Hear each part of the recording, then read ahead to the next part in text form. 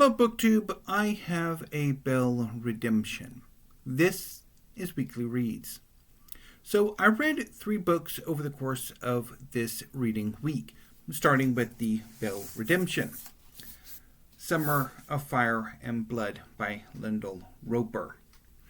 I tried this book a few weeks ago and bailed on it, but I gave it another look over the course of this past weekend and I successfully read it. Summer of Fire and Blood is a history of the German Peasants' War, which was, as the name implies, a peasant rebellion that took place in what is now southwestern Germany, with some spillover into eastern France and Austria. The war began in 1524 and lasted through the first half of 1525. The book itself is composed of 4 sections: autumn, winter, spring, and summer. There's also an introduction and a conclusion. The first 2 sections are composed of 3 chapters. The spring section is composed of 4 chapters, and summer is composed of 2 chapters. Although, I guess you could maybe count the conclusion as part of summer. But anyway, so the first section, autumn, is largely devoted to the lead up to the war, the causes of the war. The first chapter is about various peasant revolts that took place in the area in the preceding 50 years. The second chapter is about the changing relationship between the nobility and ecclesiastical institutions and their peasants in a changing environment and changing economic conditions. The third chapter is about the early Reformation and the radical potential of the early Reformation that was opposed by Martin Luther. It was at this point that I bailed on the book the last time I tried it. But this time I persevered beyond. So I'd initially thought that, okay, this is the prelude to the war. The war would start with winter, and then the rest of the book would be a narrative of the rebellion. Nope, that's not what happens. So the first chapter of winter is about the gathering of the peasants and the beginning of the revolt. But then the second and third chapters of winter reinforce the second and third chapters from autumn. And the rebellion proper doesn't really get narrated until the first chapter of spring. And with spring, the first and third chapters, conveniently titled Spring and High Spring, are actually narrations of the rebellion, while the second and fourth chapters again sort of reinforce the ideas introduced in the Lord-peasant relationship chapters and the Reformation chapters. The war ends in high summer, the first chapter of summer, and then the aftermath is the aftermath. So most of the book is not so much about the peasant rebellion or the actual peasant rebellion. It's more of an analysis, interpretation of the rebellion. And I didn't like it. This is probably a Bell redemption that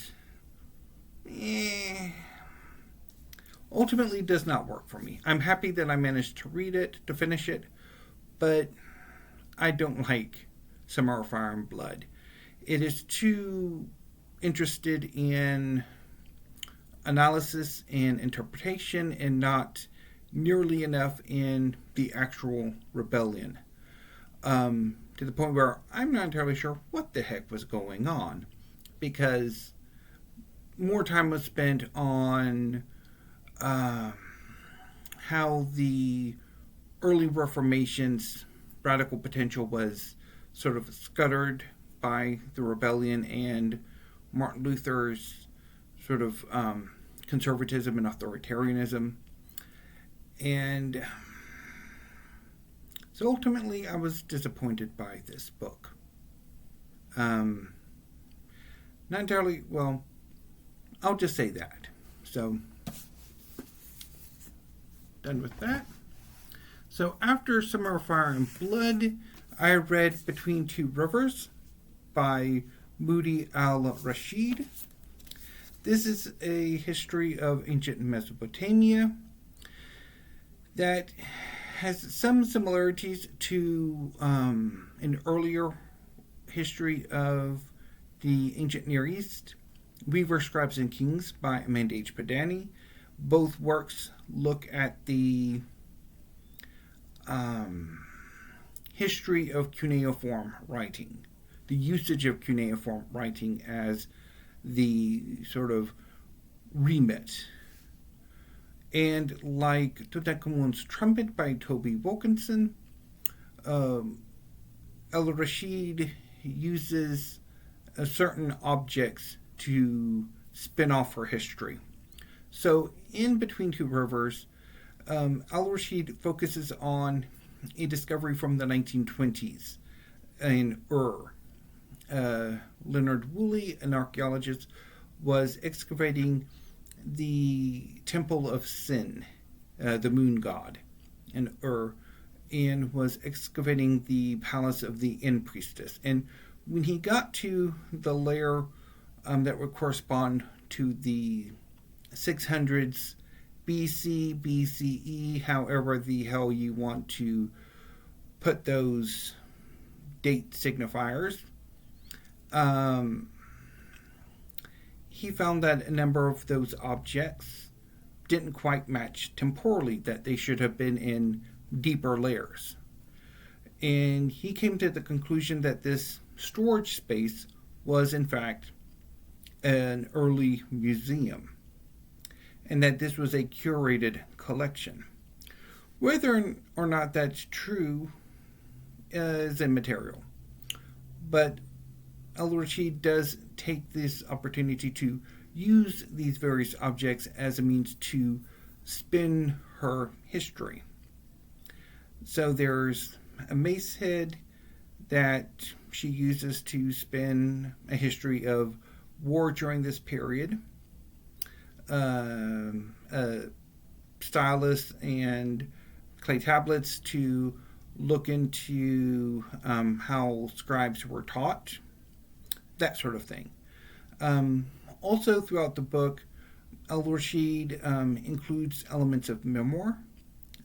She focuses somewhat on how she became interested in cuneiform writing and the history of the ancient Near East, and how this interest, this occupation, has influenced her life outside of just her job. I think the book is a bit too disjointed for me to really enjoy, and while I think this is a good introduction for novices into the history of the ancient Near East, for me, I found it a little dull, a little bit too much of an attempt to be the cool teacher, rather than really giving me the history of the ancient Near East that I was hoping for. So I did not enjoy this book particularly either. And finally, I ended my reading week with No One Will Know You Tomorrow by Najwan Darwish. translated from the Arabic by Kareem James Abu-Zeid. So this is the collection of Najwan Darwish's poetry from 2014 to 2024, and I quite liked this collection. I enjoyed many of the poems. These poems were the absolute highlight of my reading week, and expect to see several of Darwish's poems in Poetry Thursdays in the coming future. So, what will I be reading the last 2 days of August and the first 5 days of September? So, over the course of the weekend, I will be reading some manga. On Saturday, I'm hoping to read 6 volumes of Mission Yozakura Family by Hitsuji Gondaira. I will read volumes 13 through 18 and will be caught up to the series. Mission Yozakura Family is about a young man named Taiyo, whose family were killed sometime before the series began. During this time of bereavement, Taiyo came to rely on his best friend, Mitsumi Yozakura. At the beginning of the series, it is revealed that Matsumi is the head of the Yozakura family, a family of superhuman spies. Although in every generation, one of the Yozakura is born mundane, and that mundane Yozakura becomes the head of the family and the matriarch or patriarch of the next generation of Yozakura. So far in the series, all of these heads have been women, so I will go with matriarch. Matsumi's older brother Eiichiro is unhealthily attached to his sister and tries to kill Taiyo. So the rest of the Yozakura family try to protect Taiyo from Eiichiro and hit on the idea that Taiyo should marry Matsumi and become the patriarch of the next generation of Yozakura. And in order for that to happen, Taiyo himself must become a spy, and so begins Taiyo's life with the Yozakura and as a spy. I have really enjoyed this series so far, and looking forward to the next 6 volumes. And then on Sunday, I'm hoping to read 6 volumes of One Piece by Eiichiro Oda in these 3-volume omnibus editions. So I'm hoping to get volumes 46 through 51 read. So One Piece is one of the most popular manga series ever. It's about a young man named Monkey D. Luffy, who is these characters here. He is when he was when he was a child, his home village was a port of call for a pirate ship captained by red-haired Shanks.